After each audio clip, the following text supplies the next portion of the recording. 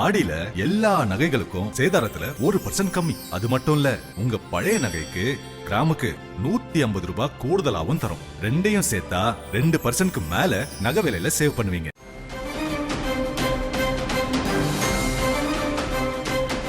சாமானிய மனிதனின் நீதிக்கான போராட்டமாக இருந்தாலும் சரி, தேசத்தையே உலுக்கும் மக்கள் இயக்கமாக இருந்தாலும் சரி, இந்தியாவின் தலைநகரில் ஒலிக்கும் ஒவ்வொரு ஜனநாயக குரலுக்கும் புகலிடமாக இருப்பது ஜந்தர் மந்தர். இன்று போராட்டங்களின் மறுபெயராகவே மாறிப்போன இந்த இடம் நாட்டின் அதிகார மையத்தை கேள்வி கேட்கும் களமாக உருவெடுத்த கதை சுவாரஸ்யமானது.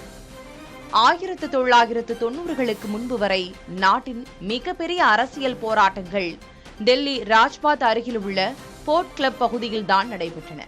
ஆனால் 1988இல் விவசாய தலைவர் மகேந்திர சிங் திகாயத் தலைமையில் லட்சக்கணக்கான விவசாயிகள் போர்ட் கிளப்பை முற்றுகையிட்டது தலைநகரின் நிர்வாக பாதுகாப்பிற்கு பெரும் சவாலாக மாறியது.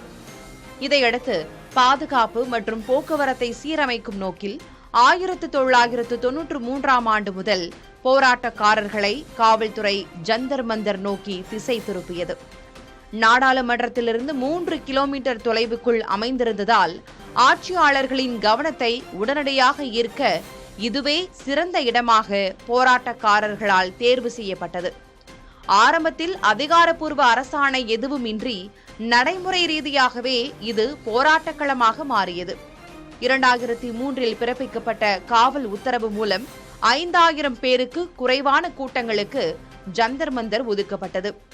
அண்ணா ஹசாரேவின் ஊழல் எதிர்ப்பு இயக்கம், நிர்பயா நீதி போராட்டம் முதல் மாணவர்கள் போராட்டங்கள் வரை பல வரலாற்று போராட்டங்களுக்கு சாட்சியாக இது திகழ்ந்து வருகிறது. இந்நிலையில் பாதுகாப்பு மற்றும் இட நெருக்கடி காரணங்களால் இப்போராட்ட களத்தை ராம்லீலா மைதானத்திற்கு மாற்றலாமா என்ற விவாதங்கள் தற்போது உச்சநீதிமன்றம் வரை சென்று தீவிரமடைந்து உள்ளன. ஆடி மாதத்தில் வாங்கும் தங்கம் மகாலட்சுமியின் அருளை வீட்டிற்கு வரவேற்கும் மங்களத்தின் அடையாளம். இந்த ஆடியை லலிதா ஜுவல்லரியின் பொன்னான ஆடி ஆஃபரோடு கொண்டாடுங்கள்.